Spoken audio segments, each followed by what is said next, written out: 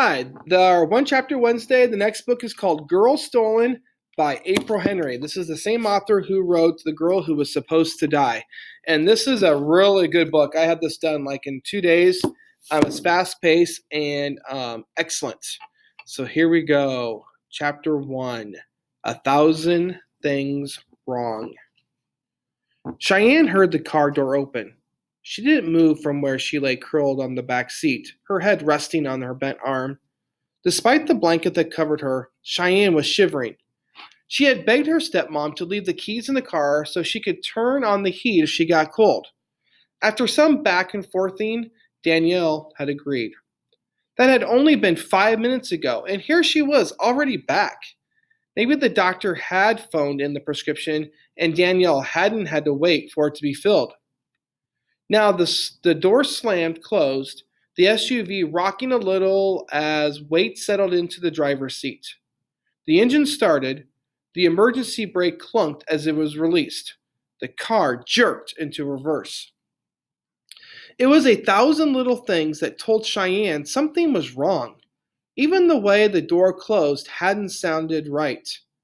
Too fast and too hard for Danielle. The breathing was all wrong too, speeded up and harsh. Cheyenne sniffed the smell of cigarettes, but Danielle didn't smoke and, as a nurse, couldn't stand anyone who did. There was no way the person driving the car was her stepmom. But why would someone else have gotten into the car?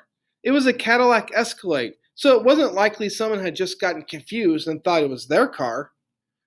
Then she remembered the keys. Somebody was stealing the car, and Cheyenne was pretty sure they didn't know she was in it. She froze, wondering how much the blanket covered her. She couldn't feel on top of her head. Cheyenne felt like a mouse she had seen in the kitchen one time when she turned on the light before school. Caught in the middle of the floor, it had stood stock still, like maybe she wouldn't notice it if it didn't move. But it hadn't worked for the mouse, and now it didn't work for Cheyenne. She must have made some small sound. Or maybe the thief had looked back to see if someone was following and then realized what the shape was underneath the blanket. A swear word. A guy's voice. She had already halfway known that it was a guy, the way she sometimes just knew things now. "Who the heck are you?" His voice broke in surprise. "What are you doing in Danielle's car?" Their words collided and tangled, both of them speaking too fast, almost yelling. Sitting up, she scrambled back against the door, the one farthest from him. "Stop our car and get out!" "No," he shouted back. The engine surged as he drove faster.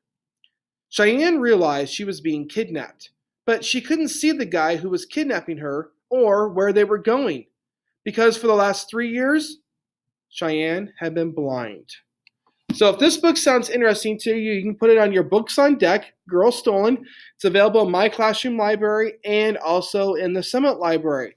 Remember, good readers are always marking up their text, so use those post-it notes when you come across the powerful scene, maybe vivid description, maybe you're starting to see the theme developed, or maybe some characters that you like to talk about. So good readers are always marking up their text so they have some things to talk about. So if you need any help finding the book, please talk to me, but happy reading.